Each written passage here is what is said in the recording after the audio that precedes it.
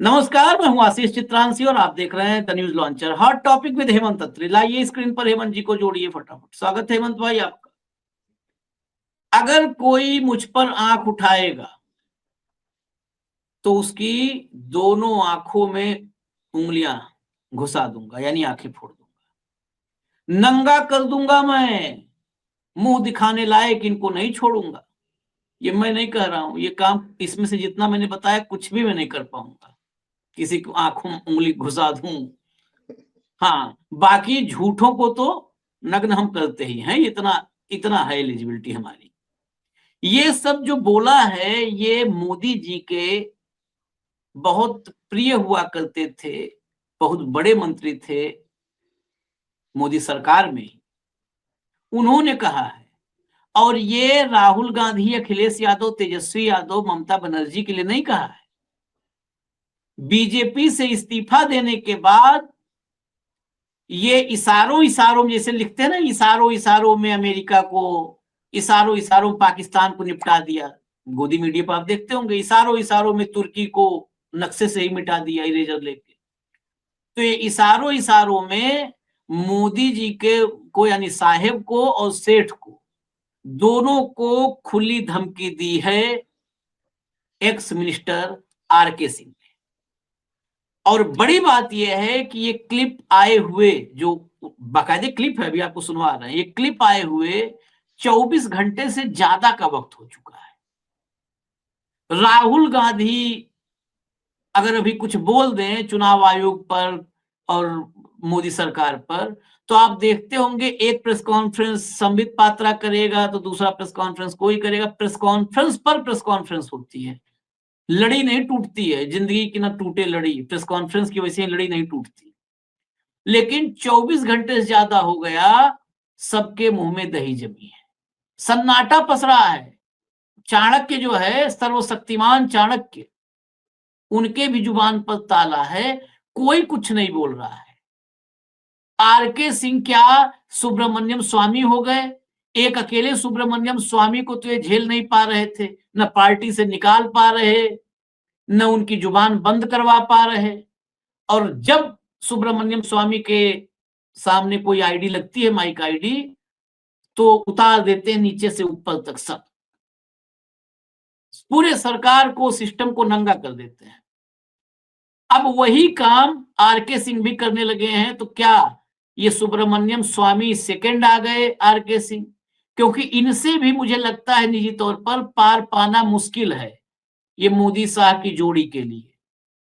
क्योंकि आर.के. सिंह का जो प्रोफाइल है, अभी प्रोफाइल पर हम आएंगे, वो आर.के. सिंह का प्रोफाइल ऐसा है कि वो जो कह रहे हैं वो कर भी सकते हैं। सब फाइलें, सबकी कुंडली, वो बिना ज्योतिष शास्त्र में पढ़ाई किए हुए सबकी कुंडली में कहां केतु कहां राहु है, सब पता है। क्या क्या गुल खिलाया है किसने, सारा पता है। शायद यही कॉन्फिडेंस है आर.के. सिंह का। जरा सुनिए और देखिए कि ये भाजपा जो राष्ट्र निर्माण कर रही है, वो कैसे कर रही है राष्ट्र निर्माण। क्योंकि जो बोलता है और पोल पट्टी उसके पास होती है, वहां पे किसी का मुंह नहीं खुलता है। भैया दिखाइए जरा पहले स्क्रीनशॉट। ये देखिए, कोई मुझे डराना चाहेगा तो 2 उंगली उसके आंखों में डाल दूंगा और उंगली टेढ़ा करके उसकी आंखें निकाल लूंगा, आंखें निकाल लूंगा। ये लोग मुंह छिपाने तक की जगह नहीं पाएंगे। मैं दूसरी तरह का आदमी हूं। चलिए, अभी नंगा वाली बात नहीं आई है, सुनवा देते हैं।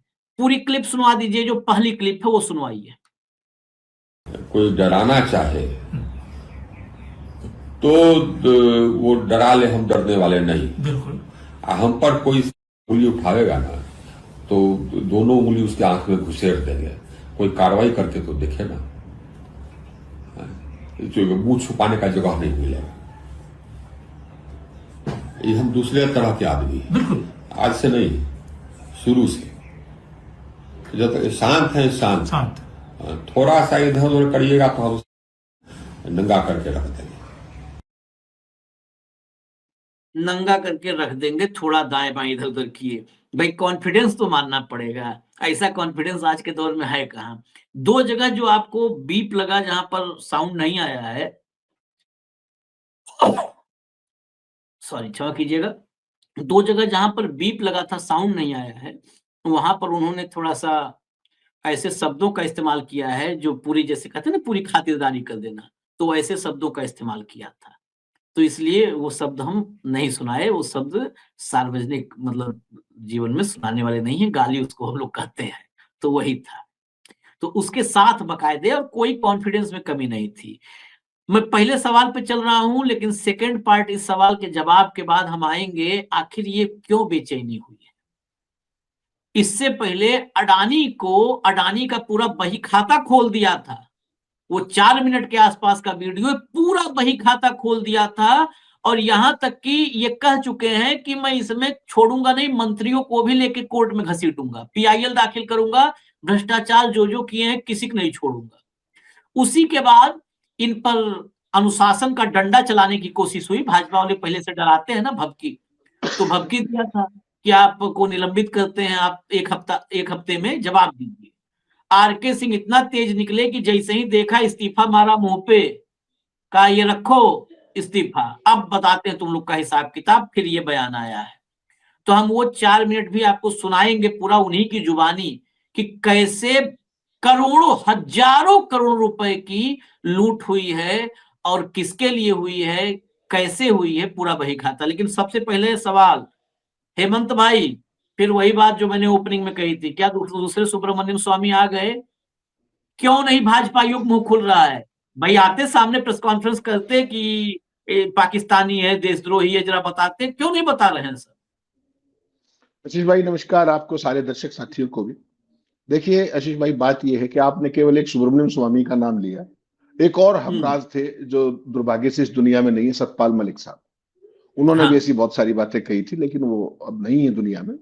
उनका भी कोई जवाब नहीं आया था, उनके यहाँ सीबीआई आ गई थी। ठीक, तो आरके सिंह साहब का आपने कहा कि इनके पास बहुत सारी कच्चे चिट्ठे हो रहे हैं। इनके पास क्या क्या है, जरा उसकी एक बानगी देख लीजिएगा। एक तो पहले ये यूनियन होम सेक्रेटरी रहे हुए यूपी की सरकार, ठीक, तो पूरा कोरा कच्चा चिट्ठा इनका भी है, बीजेपी का भी है इनके पास, और आरएसएस का भी है। और आरएसएस के तमाम जितने भी बड़े बड़े चीजें, मैं उनका नाम नहीं लेना चाहता यहाँ पे, आरएसएस का रियल जो जन्म कुंडली है कि वो क्या क्या करते हैं, उस सब का डोजियर इनके पास रेडिली अवेलेबल है। एक चीज तो वो ध्यान रखिए। दूसरा, 3 सितंबर 2017 का दिन याद कीजिए, जब आरके सिंह को इंडिपेंडेंट चार्ज का मंत्री बनाया गया था, minister of power and minister of new and renewable energy. Power और रिन्यूएबल एनर्जी में कौन काम कर रहा है? इकलौता सबसे बड़ा नेशनल सेठ, ठीक, राष्ट्रीय सेठ जिसको आप कहते हैं, और मुख्य फाइनेंसर ऑफ कोर्स। उसकी आरएसएस की कुंडली इस आदमी के पास, बीजेपी की कुंडली इस आदमी के पास, as union home secretary Modi और शाह की पुरानी कुंडली इनके पास, और 17 से लेकर के जब तक मंत्री रहे सारी पावर मिनिस्ट्री की सारी फाइलें इनके पास, फर्स्ट हैंड प्रीवी है। आप तो केवल एक भी, जितने भी लोग हैं ना, जो सारे लोग समझ रहे हैं, आज हमने ये शो क्यों किया ये भी बता दूंगा। लोग ये समझ रहे हैं कि इनके पास केवल एक बिहार वाला ही मसला है, जो पावर प्लांट है, जो महंगा लगाया 10 करोड़ की बजाय 15 करोड़ पर मेगावाट, और उसको बिहार की जनता 25 साल तक भुगतेगी महंगी बिजली के रूप में। नहीं नहीं नहीं, पूरे देश का कच्चा चिट्ठा है, कहां पर क्या क्या किया है राष्ट्रीय सेठ के लिए, वो सब चिट्ठा है पावर सेक्टर का, ये ध्यान रखिएगा। और पावर सेक्टर में सेठ जी की पुरानी मोनोपोली एक तरीके से 14 से बननी शुरू हुई थी। अब तो उनका डंका बज रहा है श्रीलंका में, बांग्लादेश में, आपने देखा नेपाल में, सेठ का डंका तो वहां तक बज रहा था ना, तमाम चीजें। हाँ, भूटान सब, भूटान में भी अभी तो करके आए हैं, वहां के जो राजा है वो अभिभूत है सेठ की उससे। तो वो सारी चीजें एक पक्ष, बीजेपी आरएसएस की कुंडली दूसरे पक्ष, मोदी और शाह के पिछले जितने भी चीजें हैं वो सारी उसके पास। अब वो, और ऊपर से ये कॉन्फिडेंस, तो ये सारा एक बहुत खतरनाक कॉकटेल है, यानी कि वो हमराज है, फर्स्ट हैंड प्रीवी है। और एक चीज आशीष भाई, इस देश के दर्शकों को मैं बताना चाहूंगा, हमारे सुबुद्धि दर्शकों को, कि ये सारे काम कि भागलपुर का प्लांट 10 करोड़ पर मेगावाट लगना था, 15 करोड़ क्यों दिया, ये सारे सवाल किसके हुआ करते? ये सीएजी के सवाल हुआ करते। सीएजी एक एक प्रोजेक्ट की अलॉटमेंट देखती थी, कैसे हुआ, कंपिटिटिव बिडिंग हुई कि नहीं, लोएस्ट वन L1 को दिया कि नहीं दिया, क्या क्या खेल हुआ, टर्म्स एंड कंडीशन क्या है, पावर के रेट्स क्या होंगे पर यूनिट। 2014 के बाद आपने कोई सीएजी की रिपोर्ट देखी है इसमें पावर सेक्टर के अंदर? ठीक, पावर में देखी हो, शिपिंग में देखी हो, पोर्ट्स में देखी हो, जहां अरे जहां कहीं सेठ जी ऑपरेट करते हैं, कोल में देखी हो। हमारा देश दुनिया का कितना बड़ा कोयला उत्पादक है, और उसके बावजूद भी देश के अंदर कोयले का आयात बढ़ रहा है। यहां का कोयला नहीं निकाल रहे, आयात बढ़ रहा है। क्यों? क्योंकि उसकी कोई ओवर इन्वाइसिंग नाम की चीज होती है, वो भी कर दी। तो बहुत खेल है आशीष भाई। और ये व्यक्ति जो आर के सिंह है, ये फर्स्ट हैंड प्रीवी, तो देखो बहुत सारे लोग हैं इस कैबिनेट में, जितने लोग बैठे हैं जिसके अंदर थोड़ी सी भी बुद्धि है, प्रीवी तो सब है, पता तो सबको है, कहने की हिम्मत कितनों की है। तो इस व्यक्ति के पास जानकारी भी है, इसको समझ भी है, इसके अंदर साहस भी है। ठीक, और इसीलिए आपने कहा ना कि कोई बोल नहीं रहा। अमित शाह जी तो आज पटना में ही है, हम बात कर रहे थे, दिन में वहां पहुंच गए थे दोपहर को, और वहीं पे ये सब कुछ हो रहा है, आर के सिंह जो कर रहे हैं। कल मोदी जी भी जाने वाले हैं, और उससे पहले ये है कि मैं सबको मुंह दिखाने लायक नहीं छोड़ूंगा। इसका मतलब समझ लीजिए। और एक चीज का हमेशा और ध्यान रखिएगा, कभी भी आज तक आप भी इतने दिनों से देख रहे हैं, सुब्रमण्यम स्वामी के खिलाफ ट्रोल सेना ने एक शब्द कहा है क्या? एक ना शब्द? ना ना। आईटी सेल ने कभी सतपाल मलिक के खिलाफ छेड़खानी करने की कोशिश की हो? सीबीआई गई थी, उसके अलावा कुछ नहीं। आर के सिंह का क्या बिगाड़ लेंगे? ये कॉन्फिडेंस वहां से आता है। वो आदमी अंदर रहा है सिस्टम के अंदर, as a bureaucrat also, as a minister also, और उसको इन एंड आउट ये समझ है इनकी कि इनका करेक्टर क्या है। अगर इनसे दबोगे, इनसे डरोगे, तो ये कुचल देंगे, आपको रगड़ देंगे जमीन। और अगर आप इनके सामने सीना तान के खड़े होगे, तो फिर वो बात है जो राहुल गांधी पार्लियामेंट में कह रहे थे कि अगर आपने सीना तान दिया तो ये भाग खड़े होंगे। तो अब स्थिति जो आपने कहा ना, जो बात शुरू में कर रहे थे कि कोई बोल नहीं रहा है, वो इसलिए नहीं बोल रहे क्योंकि अभी तो एक भागलपुर का जिक्र किया, 10 करोड़ और 15 करोड़ का फर्क बताया पर मेगावाट। अगर पूरे देश का कच्चा चिट्ठा आ गया तो ये मान लो कि सीएजी का वैसी रिपोर्ट आ जाएगी जैसी 2G में आई थी। ठीक, अब तो कोई सीएजी कौन आपको पता भी नहीं होगा ना, मुझे भी नहीं पता कौन। आखिरी सीएजी जो थे जिसको हम नाम सुना था, वो विनोद राय नाम का एक जीव था, जो भरपूर आनंद में है। 14 के बाद जो आनंद में वो है, कोई हो नहीं सकता। और घूम घूम के अदालतों में माफी मांगा है, जितने आरोप यूपी सरकार पे लगाया था, वो भी सावरकर के नक्शे कदम पे चला, माफी वीर बना विनोद राय। देखिए, इस सिस्टम का प्रिय होने के लिए माफी वीर तो होना पड़ेगा आपको, विकल्प नहीं। ठीक है, वो तो जनरेशंस की वो है पूरी की पूरी, उसमें किसी एक व्यक्ति का वो नहीं। आगे बढ़ना है तो माफिया मांगनी पड़ेगी रह रहकर। पता नहीं कौन कौन कितनी कितनी माफिया मांग चुका है, कोई बहुत फर्क नहीं पड़ता। लेकिन मुझे ये लगता है कि बीजेपी से ये गलत नंबर डायल हो गया। और उस आदमी का काउंटर अटैक देखिए, जैसे ही बिहार का रिजल्ट खत्म हुआ, जो भयंकर मेजोरिटी आई जिस तरीके की इंडिया की, तत्काल उसको सस्पेंड कर दिया गया। ठीक, उस आदमी ने जवाब नहीं दिया, उसने ठाके पार्टी छोड़ दी और प्रेम पत्र लिख दिया लंबा चौड़ा नड्डा साहब को भी और लोकल यूनिट को भी, वो भी दिखा दीजिएगा, मैंने भेजा था आपको। तो बेसिकली क्या है आशीष भाई, कुल मिलाकर के भारतीय जनता पार्टी जो है ना तो उगलते बन रहा है ये इशू, क्योंकि हमराज है भाई साहब। अगर वो सारे पत्ते खोल दिए, ठीक है, आपका पोमेरियन मीडिया कुछ नहीं करेगा, पता है सबको, लेकिन ये बातें पब्लिक डोमेन में तो आई जाएगी ना। एक तरफ तो अमेरिका वाला केस है, 2100 करोड़ रुपए के आरोप है, उसके तो आज तक संबंध भी तामील नहीं हुए। उधर से अगर ये खेल भी खुल गया तो कहां तो सेठ जी जाएंगे और कहां आपके ईमानदार पारदर्शी डंकापति जाएंगे। ठीक, ये है सारी बात। इसलिए किसी की आवाज नहीं निकल रही है, मुंह नहीं खोल रहा है। और ये व्यक्ति ऐसा व्यक्ति है जिसके अंदर डर नाम की कोई चीज नहीं। अब उनको पता है कि इंडियन पोमेरियन मीडिया नहीं दिखाएगा। आपको ध्यान होगा शुरू में उन्होंने एक चैनल को इंटरव्यू दिया था, पोमेरियन चैनल ही है वो भी, उन्होंने बड़ा भाई खबर चलाई धुआंधार, और उसके बाद उसको ट्वीट कर दिया उस क्लिप को। और शाम आते आते भाई साहब वो क्लिप भी डिलीट करनी पड़ी, खबर हटानी पड़ी। वो तो मेरे आप जैसे कई है ना क्रांतिकारी, उन्होंने उसको कॉपी करके चेप दिया दोबारा से।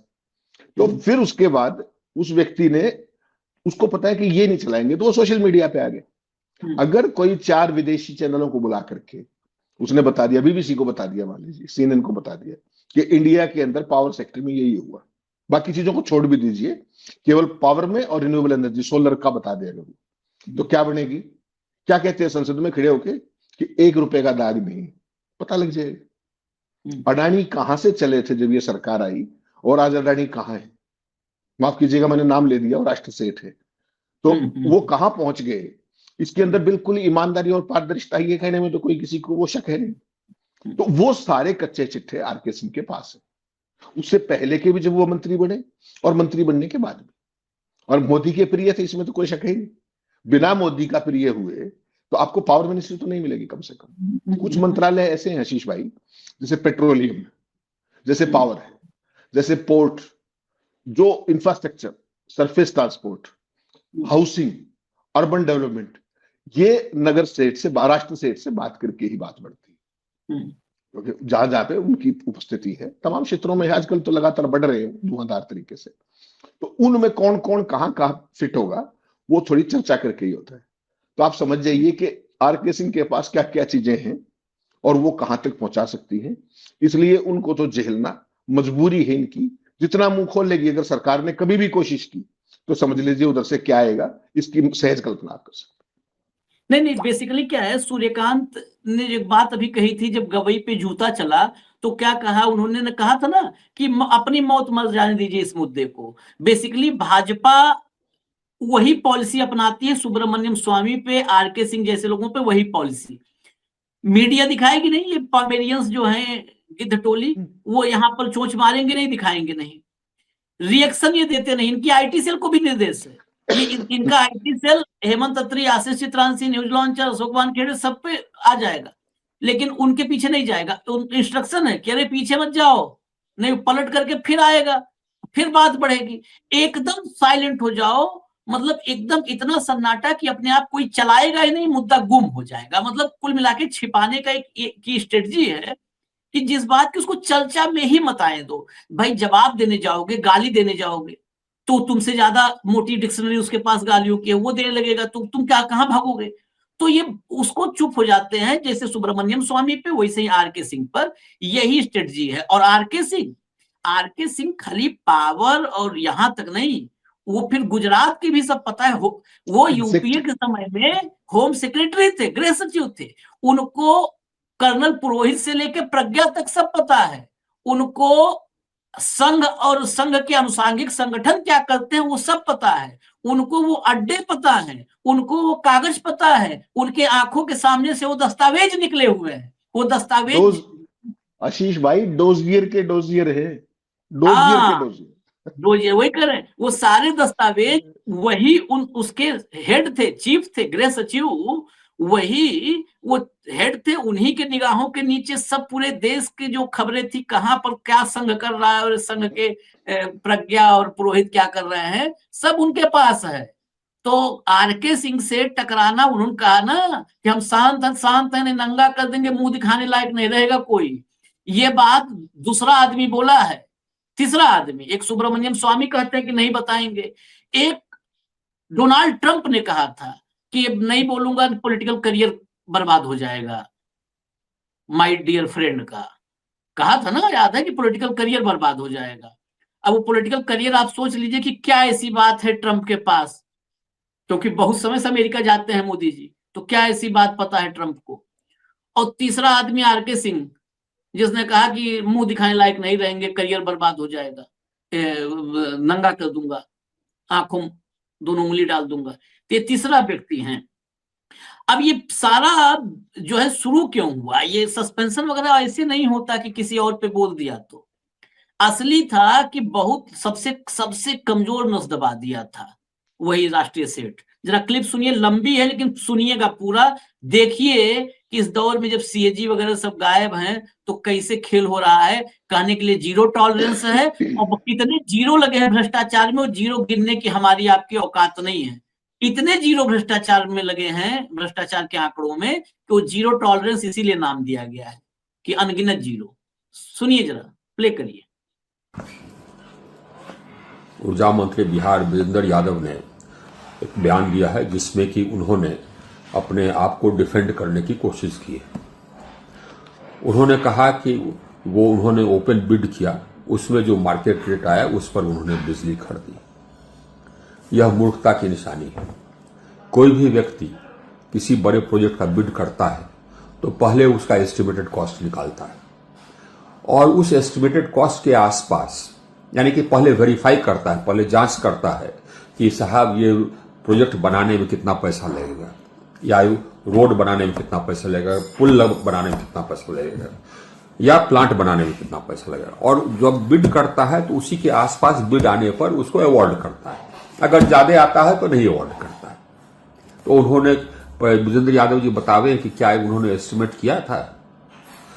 मैं बताता, एस्टिमेट जरूर किया था, लेकिन उससे वो कैसे हट गए ये हमको जवाब दे। इस प्लांट को पहले एनटीपीसी के द्वारा बनाया जाना था। निर्मला सीतारमण जी ने बजट भाषण में यह कह दिया था कि यह प्लांट भारत सरकार के उपक्रम के भारत सरकार बनाएगी, भारत सरकार के उपक्रम के द्वारा बनाया जाएगा, जो कि एनटीपीसी था उसके द्वारा बनाया जाना था। और उन्होंने यह भी घोषणा कर दी कि इसमें लागत खर्च आएगा 21,400 करोड़ रुपए, अर्थात 9 करोड़ रुपए प्रति मेगावाट। तो उसके बाद फिर कैसे ये निर्णय बदल गया, ये विजेंद्र यादव जी हमको बता दें। बनाना तो था सरकारी कंपनी से, और सरकारी कंपनी जो सही दाम है उस पर बना देती, तो क्यों बदले आप? किसको लाभ देने के लिए बदले, जरा बता दें आप जनता को। किसी निजी कंपनी को लाभ देने के लिए बदले नहीं आप? ये कहते हैं चोरी और सीना जोड़ी। और क्या, किस रेट पर दे दिया? हम इसी अपने फेसबुक पर डाल रहे हैं पूरा चार्ट कि प्लांट बनाने का कितना खर्चा आता है। आप उस चार्ट में देखेंगे कि अगर एफजीडी हटा दें, इसमें एफजीडी नहीं लगेगा तो उसका दाम नहीं लगा, जमीन का दाम नहीं लगा, ये दोनों हटा दें तो प्लांट बनाने का खर्चा आता है 9 करोड़ रुपए प्रति मेगावाट, यानी कि 21,400 करोड़, जो कि भारत सरकार ने बजट भाषण में कहा, वित्त मंत्री ने बजट भाषण में कहा। तो फिर 15 करोड़ कैसे आपने मान लिया कि हाँ इसका कैपिटल कॉस्ट होगा जी?